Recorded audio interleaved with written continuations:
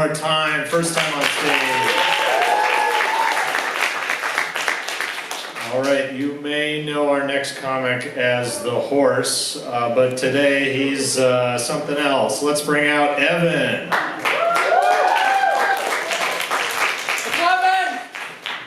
I can't see you, but thank you. So, I turned 21 yesterday. It's a big 2-1. I was doing some crazy shit last night. You guys want to hear about that? Yeah. I was doing what everyone turning 21 wants to do last night. D&D for 3 hours, baby. Yeah! 3 hours with the boys in a Discord call in a dark room while my roommate tries to sleep. That doesn't tell you how the rest of my 20s are going to go. Nothing will. Quite turning up the brightness. So yeah, you heard that right. I was born on the second most controversial holiday. The first being Thanksgiving, which you might say I also have a connection to. But that's the normal stuff I talk about. You know, Native American stuff, like being Native and having a drum or something and dying often. No. Today we're gonna get off that. We're gonna talk about my life, my relation, and my destiny of being born on a holiday meant to suppress and erase a pagan holiday. I seem to have this connection to a lot of historical erasure for some reason. I feel like the only way to make my own personal heritage sound more like venting is to convert to Judaism. But none of that today. None of that. It's Valentine's Day, baby. So being born on Valentine's Day, what is that like? I was born on February 14th, 2001. If you don't remember 2001, homophobia was still kind of in, you know? And so, my father's first concern was pink. My father told my mother, who had been holding on for 6 hours so I wouldn't be born on the Friday. She had goals, and that woman held on. He yelled at this woman. This poor woman gave birth to a 10-pound baby. I still am 10 pounds, to be entirely honest. He's like, we're not gonna have any of that shit. We're not gonna have anything pink. We're not gonna have anything heart-shaped at his birthdays. I don't want my son to be gay. And my mom, being the girl boss she is, went all out. I'm talking just pink streamers, pink hearts, pink cake. It was great. And now I like dick. So yeah, maybe he had a point there.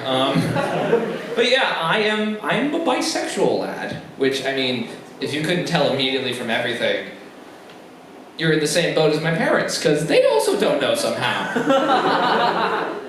Weird, right? Which is, it's more like they're ignorant than anything else.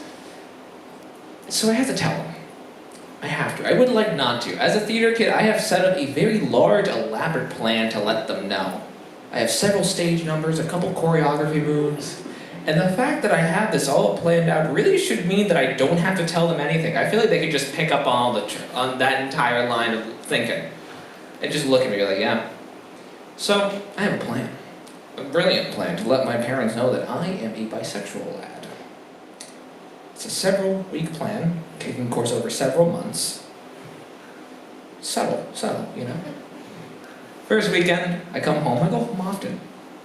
This time, I come home, I bring a boy. Not just any boy. A boy I'm romantically involved with.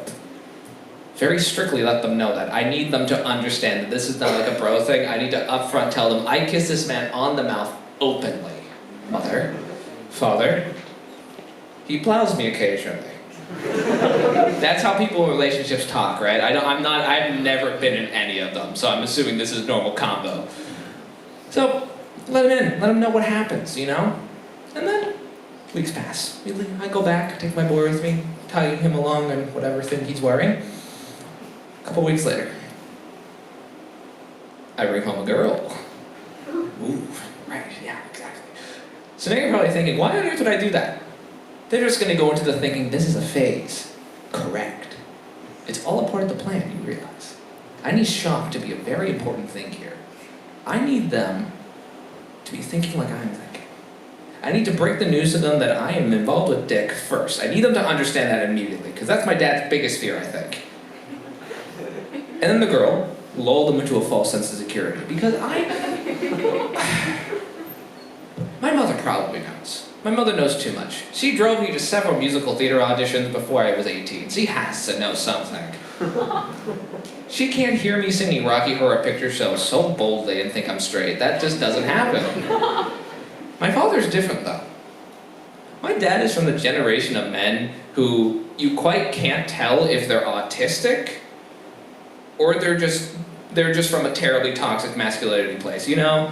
Like, he can't say I love you very well, but he also can't look him in the eyes too well. So I'm always like a little like, and he talks about like building stuff a little too often.